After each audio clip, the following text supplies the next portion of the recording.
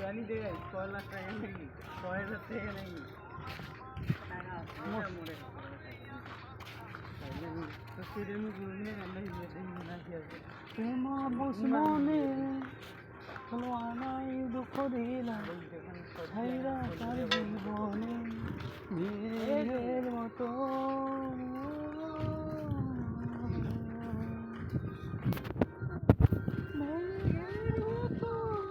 এই যে শিল্পীটা আছে না এই এফ এ সুমন এর বাড়িতে কাজ করছি যাত্রার বাড়িতে দেখা করছি কথা বলছি এর বাড়িতে কাজ করছি